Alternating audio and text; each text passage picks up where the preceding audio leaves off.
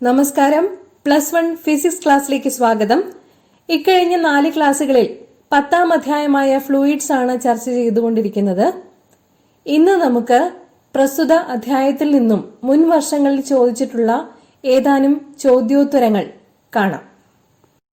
ഇന്നത്തെ ആദ്യത്തെ ചോദ്യത്തിന് 3 ഭാഗങ്ങളുണ്ട്. ഓരോന്നായി പരിശോധിക്കാം. A part, explain the term surface tension and surface energy. നമുക്കറിയാം, ദ്രാവകങ്ങളുടെ സ്വതന്ത്രമായ ഉപരിതലം വലിച്ചു നിർത്തിയ ഒരു ഇലാസ്റ്റിക് മെംബ്രെയിൻ പോലെ പ്രവർത്തിക്കുന്നു. അതിന്റെ ഫലമായി ഉപരിതല വിസ്തീർണം കുറയ്ക്കാൻ ശ്രമിക്കുന്നു ദ്രാവകം. ഈ ബലം അല്ലെങ്കിൽ ദ്രാവകോപരിതലത്തിന് ടാൻജൻഷ്യലായി അനുഭവപ്പെടുന്ന ഫോഴ്സ് പെർ യൂണിറ്റ് ലെങ്ത്, അതിനെ പറയുന്ന പേരാണ് സർഫസ് ടെൻഷൻ. സർഫസ് എനർജി എന്നാൽ energy required to increase the surface area of the liquid by യൂണിറ്റി ആണ്. സർഫസ് ടെൻഷനും സർഫസ് എനർജിയും ഒന്നിനെ തന്നെയാണ് സൂചിപ്പിക്കുന്നത്. Surface tension force per unit length ആണ്. ഡെഫിനിഷൻ ഇവിടെ കാണിച്ചിട്ടുണ്ട്. ഇനി നമുക്ക് ബി പാർട്ട് പരിശോധിക്കാം. Show that surface energy is numerically equal to surface tension. Surface എനർജിയും സർഫസ് ടെൻഷനും ഒന്നു തന്നെയാണെന്ന് പ്രൂവ് ചെയ്യാൻ വേണ്ടി നമ്മളൊരു റെക്ടാംഗുലർ ഫ്രെയിം ABCD ആണ് കൺസിഡർ ചെയ്യുന്നത്. ഈ റെക്ടാംഗുലർ ഫ്രെയിമിനെ ഒരു സോപ്പ് സൊല്യൂഷനിൽ മുക്കിയെടുക്കുക. അപ്പോഴുണ്ടാകുന്ന ഒരു ഫിലിം ABCD ആണെന്നിരിക്കട്ടെ. സ്വതന്ത്രമായ ഭാഗമാണ് CD എന്നതുകൊണ്ട് ഉദ്ദേശിക്കുന്നത്. നമുക്കറിയാം, ഒരു ഫിലിം ആണെങ്കിൽ അതിന് 2 പ്രതലങ്ങൾ ഉണ്ടായിരിക്കും. അപ്പോ അതിനെ സൂചിപ്പിക്കാൻ വേണ്ടിയിട്ട് CD എന്ന സൈഡിന്റെ നീളം L ആണെങ്കിൽ ഫിലിമിനെ സൂചിപ്പിക്കാൻ വേണ്ടിയിട്ട് 2L എന്ന് കൊടുക്കാവുന്നതാണ്. സർഫസ് ടെൻഷണൽ ഫോഴ്സ് എന്ന് പറഞ്ഞു കഴിഞ്ഞാൽ ഫോഴ്സ് പെർ യൂണിറ്റ് ലെങ്ത് ആണ്. അപ്പോ അതിൽ നിന്നും നമുക്ക് force acting on the film F equal to 2L into S എന്ന് കൊടുക്കാവുന്നതാണ്. Where S is the surface tension. Okay, 2 സൂചിപ്പിക്കുന്നത് ഫിലിമിന് 2 വശങ്ങളുണ്ട് എന്ന് കാണിക്കാൻ വേണ്ടിയിട്ടാണ്. ഇനി സർഫസ് എനർജിയെ ഡിഫൈൻ ചെയ്തിരിക്കുന്നത് ഓർക്കുക. Energy required to increase surface area എന്നാണ്. അതിനുവേണ്ടി ഈ ഫിലിമിന്റെ CD എന്ന ഭാഗം ഔട്ട്വേർഡ് ആയിട്ട് മൂവ് ചെയ്യുന്നു എന്ന് വിചാരിക്കുക. X മൂവ് ചെയ്തിട്ട് C', D' എന്ന പുതിയ പൊസിഷനിലേക്ക് എത്തുന്നു എന്ന് വിചാരിക്കുക. അപ്പോ മൂവ്മെന്റ് ഉണ്ടാവണമെന്നുണ്ടെങ്കിൽ വർക്ക് ചെയ്യേണ്ടതായിട്ട് വരും. വർക്ക് എന്ന് പറയുന്നത് ഫോഴ്സ് ഇൻറ്റു ഡിസ്പ്ലേസ്മെന്റ് ആണ്. ഫോഴ്സ് നമ്മൾ ഡിഫൈൻ ചെയ്തു 2L into S ആണ്. Where S is the surface tension. Now work done force into displacement will be equal to 2LS into X. Okay, ഈ work ഡണിനെ പറയുന്ന പേരാണ് പൊട്ടൻഷ്യൽ എനർജി. ഇനി surface energy per unit area എടുക്കുകയാണെങ്കിൽ നമുക്ക് surface energy 2LX into S divided by area of the film എന്തായിരിക്കും വരിക? ഇപ്പോഴത്തെ കേസിൽ 2L into X ആണ്. കാരണം ഫിലിമിന് ഉണ്ടായ ഡിസ്പ്ലേസ്മെന്റ് X ആണ്.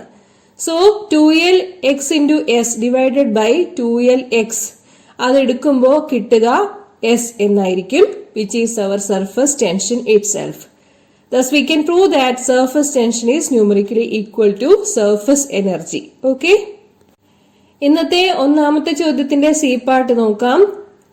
ക്വസ്റ്റ്യൻ ഇതാണ്: calculate the amount of energy evolve when 8 drops of mercury of radius 1 millimeter each combine to form 1 drop. എന്താണ് ആവശ്യപ്പെട്ടിരിക്കുന്നത്? നമുക്ക് 8 മെർക്കുറി ഡ്രോപ്പുകളുണ്ട്. ഓരോന്നിന്റെയും റേഡിയസ് 1 millimeter വെച്ചാണ്. അവ ജോയിൻ ചെയ്തിട്ട് ഒരു വലിയ ഡ്രോപ്പ് ഉണ്ടാവുകയാണ്. സർഫസ് ടെൻഷൻ വാല്യൂ തന്നിട്ടുണ്ട് 0.55 Newton/meter എന്നാണ്. അപ്പോ 8 ചെറിയ ഡ്രോപ്പുകൾ ചേർന്ന് ഒരു വലിയ ഡ്രോപ്പ് ഓഫ് മെർക്കുറി ഫോം ചെയ്യുകയാണെങ്കിൽ അതിന് വേണ്ടതായ എനർജി എത്രയായിരിക്കും എന്നാണ് ചോദ്യം. ഇത് വർക്കൗട്ട് ചെയ്യാൻ ഒരു കാര്യമാണ് നമ്മൾ പ്രധാനമായിട്ടും ഓർക്കേണ്ടത്. എനർജി ഇവോൾവ് എന്നത് എത്രയായിരിക്കും? That is change in surface area into surface tension ആയിരിക്കും. ചേഞ്ച് ഇൻ സർഫസ് ഏരിയ എത്രയാണെന്നുള്ളത് കണ്ടുപിടിക്കണം. ആ റിലേഷൻഷിപ്പ് എങ്ങനെ ഇവോൾവ് ചെയ്തെടുക്കാൻ പറ്റും. നമുക്ക് 8 ചെറിയ ഡ്രോപ്പുകൾ ഉണ്ടെന്നാണ് പറഞ്ഞത്. ഓരോന്നിന്റെയും റേഡിയസ് സ്മോൾ ആർ ആണെന്നിരിക്കട്ടെ. അപ്പോ 8 ഡ്രോപ്പുകളുടെ വോളിയം എന്നുള്ളത് 8 × 4/3 πr³ ആയിരിക്കും. സ്പിയറിന്റെ വോളിയം 4/3 πr³ ആണല്ലോ. സിംഗിൾ ഡ്രോപ്പ് ഫോം ചെയ്യുകയാണ്, അപ്പോഴുള്ള റേഡിയസ് ക്യാപിറ്റൽ ആർ ആണെന്നിരിക്കട്ടെ. അങ്ങനെയാണെങ്കിൽ നമുക്ക് പറയാൻ പറ്റും വലിയ ഡ്രോപ്പിന്റെ വോളിയം എന്നുള്ളത് 8 ചെറിയ ഡ്രോപ്പുകളുടെ വോളിയത്തിന് തുല്യമാണെന്ന്. അത് ഇക്വേഷനായിട്ട് എഴുതുമ്പോൾ ഇപ്രകാരമായിരിക്കും: 4/3 πR³ = 8 × 4/3 πr³. ക്യാൻസലേഷൻസ് ഒക്കെ കൊടുത്തു കഴിയുമ്പോൾ നമുക്ക് കിട്ടുന്ന റിലേഷൻഷിപ്പ് ഇങ്ങനെയാണ്: R R³ = 8 × r³, അല്ലെങ്കിൽ R = 2 × r. ഓക്കെ, ഇപ്പോ നമുക്ക് ഏരിയയിലുള്ള വ്യത്യാസം ഇനി കണ്ടുപിടിക്കാൻ സാധിക്കുന്നതാണ്. Surface area of 8 drops. ഒരു ഡ്രോപ്പിന്റെ ഏരിയ എന്നുള്ളത് 4πr² ആയിരിക്കും അല്ലെ. 8 ഡ്രോപ്പുകളുടെ ഏരിയ എന്നുള്ളത് 8 × 4πr² ആയിരിക്കും, വിച്ച് ഈസ് 32 πr². വലിയ ഡ്രോപ്പിന്റെ ഏരിയ എന്നുള്ളത് 4πR² ആയിരിക്കും. R²നെ നമുക്ക് സ്മോൾ ആറിന്റെ ടേംസിൽ എക്സ്പ്രസ് ചെയ്യണം. അതിനുള്ള റിലേഷൻഷിപ്പ് അറിയാം.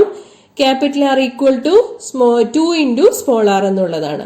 അതായത് 4π × 2r². അതിൽ നിന്ന് നമുക്ക് കിട്ടും 16 πr². So change in surface area എടുക്കാം. 32 πr² - 16 πr², which is 16 πr². Okay, ചെറിയ ഡ്രോപ്പിന്റെ റേഡിയസ് തന്നിട്ടുണ്ട് 1 മില്ലിമീറ്റർ എന്നുള്ളത്. അതിനെ നമുക്ക് മീറ്റർ ആക്കിയിട്ട് കൺവേർട്ട് ചെയ്യണം. 1 മില്ലിമീറ്റർ എന്ന് പറഞ്ഞാൽ 10⁻³ മീറ്റർ ആണ്. ഓക്കെ, ഇനി ചേഞ്ച് ഇൻ എനർജി കണ്ടുപിടിക്കാം. Change in energy = change in area × surface tension. So 16 πr² × surface tension ആയിരിക്കും value. 16 × π 3.14, radius 1 millimetre, which is 10⁻³ metre. അതിന്റെ സ്ക്വയർ എടുക്കണം. സർഫസ് ടെൻഷൻ തന്നിട്ടുണ്ട് 0.55 Nm/m. ഇത് വർക്ക്ഔട്ട് ചെയ്യുമ്പോൾ നമുക്ക് കിട്ടുന്ന ആൻസർ 27.63 × 10⁻6 ജൂൾ ആയിരിക്കും അല്ലെ.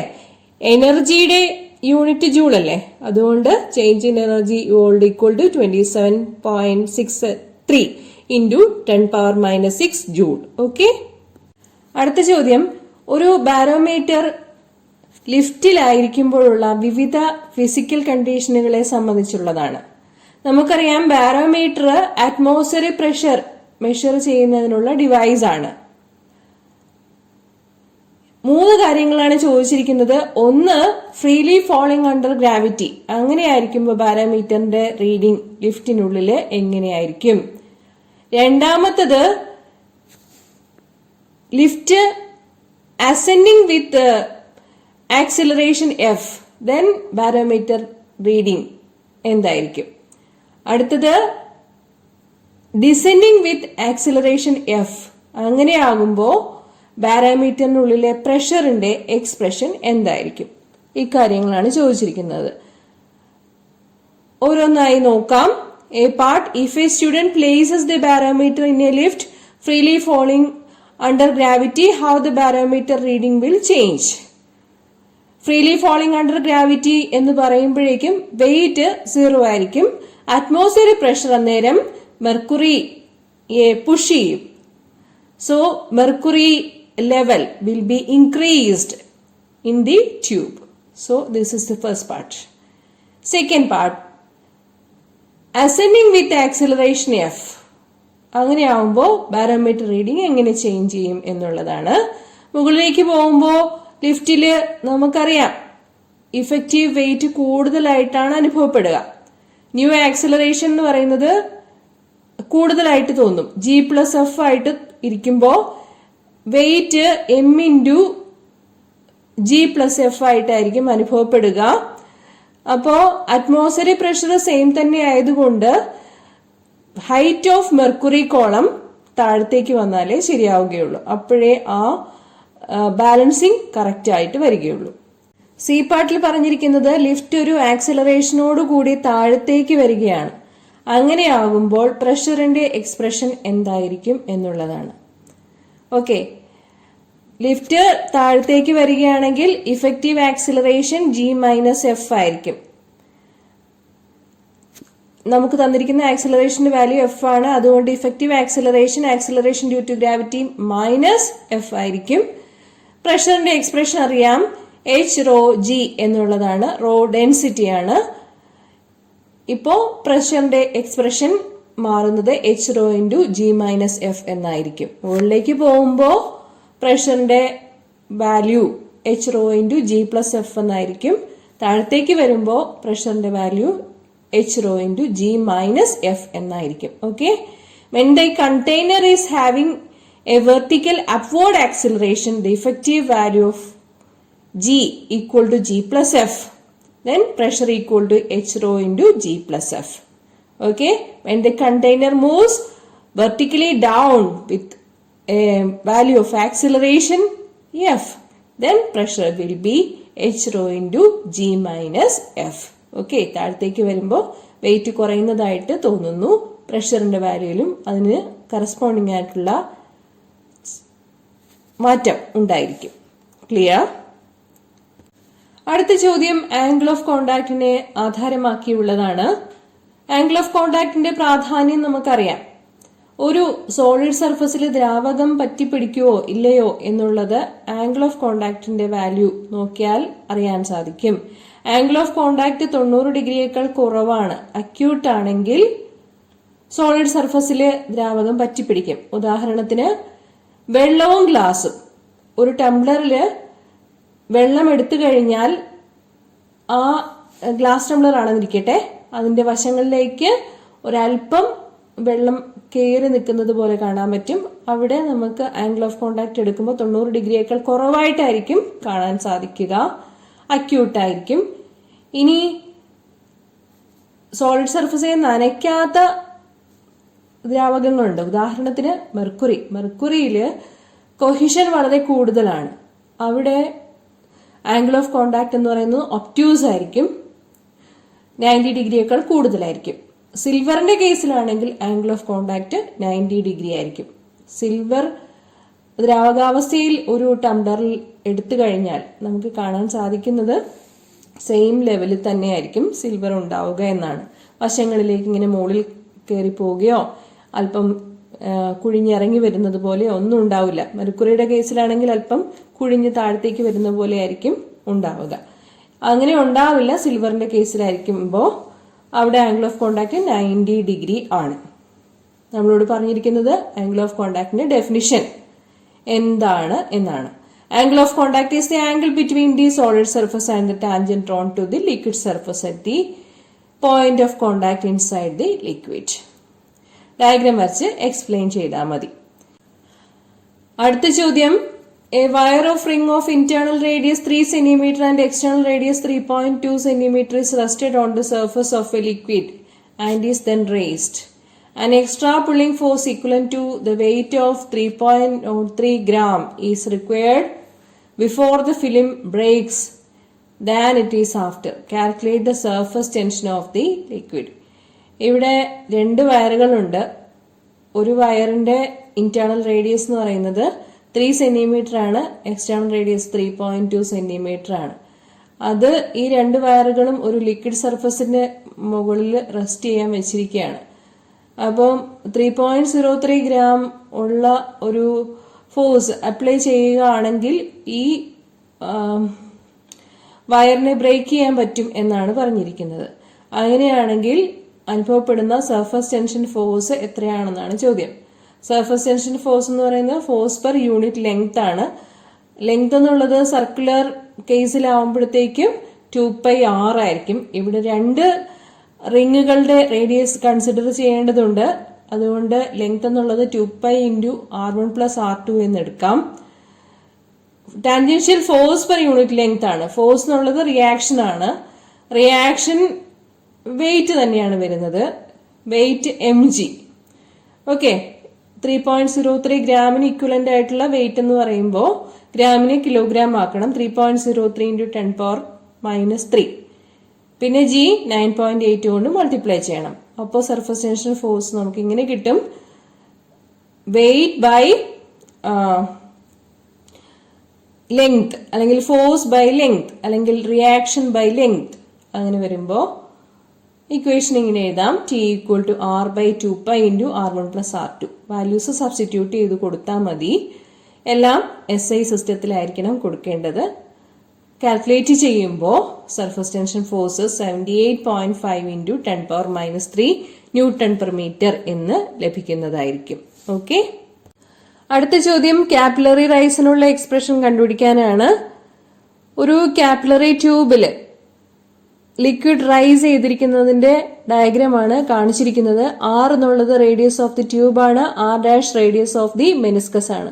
ഒരു കാര്യം മാത്രം ഓർത്തിരുന്നാൽ ഡെറിവേഷൻ വളരെ എളുപ്പത്തിൽ ചെയ്യാൻ സാധിക്കുന്നതാണ്. Excess pressure inside the meniscus will be 2σ/R', where R' is the radius of the meniscus. That will be equal to the pressure due to the rise of the liquid, which is ρHg. H ആണ് capillary rice ആയിട്ട് എടുക്കുന്നത്. Raw എന്ന് പറയുന്നത് ലിക്വിഡിന്റെ density ആണ്. 2σ/R' = ρHg എന്ന് എടുക്കുക. അതിൽ നിന്നും കാപ്പിലറി റൈസിന്റെ എക്സ്പ്രഷൻ കണ്ടുപിടിക്കാൻ പറ്റുന്നതാണ്. ഇവിടെ ഒരു റൈറ്റ് ആംഗിൾ ട്രയാംഗിൾ ഉണ്ടായിരിക്കും. അതിൽ നിന്നും കോസ് തീറ്റയുടെ വാല്യൂ എടുക്കാം. R/R' എന്നുള്ളത് R' വാല്യൂ R/cos തീറ്റ ആയിരിക്കും. ആ വാല്യൂ നമ്മുടെ 2σ/R' = ρHg എന്നുള്ള എക്സ്പ്രഷനിൽ കൊടുക്കുമ്പോൾ സർഫസ് ടെൻഷന്റെ എക്സ്പ്രഷൻ ρHgR/2 cos θ എന്ന് കിട്ടുന്നതായിരിക്കും. വെള്ളത്തിന്റെ കേസ് എടുക്കുമ്പോൾ θ അപ്രോക്സിമേറ്റ്ലി =0 എന്ന് എടുക്കാവുന്നതാണ്. അന്നേരത്തെ കേസിൽ കാപ്പിലറി റൈസിന്റെ എക്സ്പ്രഷൻ H = 2σ/ρgR എന്ന് എടുക്കാവുന്നതാണ്. അല്ലെങ്കിൽ നമ്മുടെ സർഫസ് ടെൻഷന്റെ എക്സ്പ്രഷൻ സിഗ്മ = ρHgR/2 cos θ എന്ന് വരുന്നതായിരിക്കും. ഓക്കെ, മുൻ ക്ലാസ്സിൽ ഇത് ഡീറ്റെയിൽ ചെയ്തിട്ടുണ്ട്. ഒന്ന് റെഫർ ചെയ്യാൻ താല്പര്യപ്പെടുന്നു. സർഫസ് ടെൻഷന്റെ എക്സ്പ്രഷൻ ചെയ്യാം, അതല്ലെങ്കിൽ കാപ്പിലറി റൈസിന്റെ എക്സ്പ്രഷനും ചെയ്യാവുന്നതാണ്. ഓക്കെ, അതിന്റെ വാല്യൂ എച്ചിന്റെ വാല്യൂ എന്ന് പറയുന്നത് 2σ cos θ /ρgR എന്നുള്ളതായിരിക്കും. Where R is the radius of the tube. Okay, angle of കോണ്ടാക്ടിന്റെ കാര്യങ്ങൾ ഒരിക്കൽ കൂടി എക്സ്പ്ലെയിൻ ചെയ്തു തരാം കേട്ടോ. നോക്കിക്കോളൂ. മെർക്കുറിയും വെള്ളവും ഗ്ലാസ് ടംബ്ലറിൽ എടുത്തിരിക്കുകയാണ്. വെള്ളത്തിന്റെ കേസിലുള്ള ആംഗിൾ ഓഫ് കോണ്ടാക്ട് അക്യൂട്ട് കാണിച്ചിരിക്കുന്നു. മെർക്കുറിയുടെ കേസിലുള്ള ആംഗിൾ ഓഫ് കോണ്ടാക്ട് ഒബ്റ്റ്യൂസും കാണിച്ചിരിക്കുന്നു. കണ്ടോ, കോൺകേവ് മെനിസ്കസ് ആയിരിക്കും എവിടെ? വെള്ളത്തിന്റെ കേസിൽ. അവിടെ ആംഗിൾ ഓഫ് കോണ്ടാക്ട് അക്യൂട്ട് 90 ഡിഗ്രിയേക്കാളും കുറവായിരിക്കും. മെർക്കുറിയുടെ കേസിലാണെങ്കിൽ ആംഗിൾ ഓഫ് കോണ്ടാക്ട് എന്ന് പറയുന്നത് ഒബ്റ്റ്യൂസ് ആയിരിക്കും. അവിടെ കോൺവെക്സ് മെനിസ്കസ് ആയിരിക്കും ഉണ്ടാവുക. കോൺവെക്സ് മെനിസ്കസ് കൊഹിഷൻ കൂടുതലായിട്ട് വരുന്ന കേസിലാണ് ഉണ്ടാവുക. പിന്നെ അഡ്ഹീഷൻ കൂടുതലായിട്ട് വരുന്ന കേസിൽ, വെള്ളത്തിന്റെ കേസിൽ ആംഗിൾ ഓഫ് കോണ്ടാക്ട് അക്യൂട്ട് ആയിരിക്കും, 90 ഡിഗ്രിയേക്കാളും കുറവായിരിക്കും. ക്ലിയർ ആയി കാണും എന്ന് വിചാരിക്കുന്നു. കൊഹീഷനോ അഡ്ഹീഷനോ ഒക്കെ ഓർമ്മയുണ്ടല്ലോ. ഒരേ തന്മാത്രകൾ തമ്മിലുള്ള ആകർഷണ ബലമാണ് കൊഹിഷൻ. മെർക്കുറിയുടെ കേസിൽ കൊഹിഷൻ കൂടുതലാണ്. പിന്നെ വെള്ളത്തിന്റെ കേസിലാണെങ്കിൽ വെള്ളം ഗ്ലാസ്സിൽ പറ്റിപ്പിടിക്കാൻ കാരണം അവിടെ അഡ്ഹീഷനാണ് കൂടുതലായിട്ടുള്ളത്. വാട്ടർ മോളിക്യൂൾസും ഗ്ലാസ് മോളിക്യൂൾസും തമ്മിലുള്ള ആകർഷണ ബലമാണ് അവിടെ കൂടുതലായിട്ട് വരുന്നത്. ഓക്കെ, പിന്നെ ഈ ചാപ്റ്ററിൽ നിന്ന് ഏറ്റവും പ്രധാനമായിട്ട് ചോദിക്കുന്ന ഒരു ചോദ്യം ടെർമിനൽ വെലോസിറ്റിയുടെ എക്സ്പ്രഷൻ കണ്ടുപിടിക്കാനാണ്. മുൻ ക്ലാസ്സിൽ ഞാനത് ഡീറ്റെയിൽ ചെയ്തിട്ടുള്ളത് കൊണ്ട് ഇനി എക്സ്പ്ലെയിൻ ചെയ്യുന്നില്ല. പിന്നെ വെലോസിറ്റി ഓഫ് എഫ്ലക്സ് അതിന്റെയും ചോദിക്കാറുണ്ട്, ഇമ്പോർട്ടന്റ് ആണത്. പിന്നെ ഈ ചാപ്റ്ററിൽ നിന്ന് വരുന്ന ഒരു പ്രധാനപ്പെട്ട question velocity of efflux as given by Torricelli's law. അതിന്റെ എക്സ്പ്രഷൻ ഡിറൈവ് ചെയ്യാനാണ്. മുൻ ക്ലാസ്സുകളിൽ ഡെറിവേഷൻ എടുത്തിട്ടുണ്ട്. അത് ചെയ്ത് പഠിച്ചേ പറ്റുള്ളൂ. പരീക്ഷയ്ക്ക് ചോദിക്കാറുണ്ട്. Velocity of A flux √2gh അത് ഡിറൈവ് ചെയ്യാൻ ചോദിക്കാറുണ്ട്. What is meant by velocity of efflux? It is equal to the velocity with which a body acquires in falling freely through a height equal to the height of the free surface above the orifice. അതാണ് ടോറിസെല്ലിസ് law പറയുന്നത്. ആ derivation നോക്കിക്കോണം. Steps important ആണ്. √2gh എന്നുള്ളത് ചെയ്ത് പഠിക്കുക. Okay.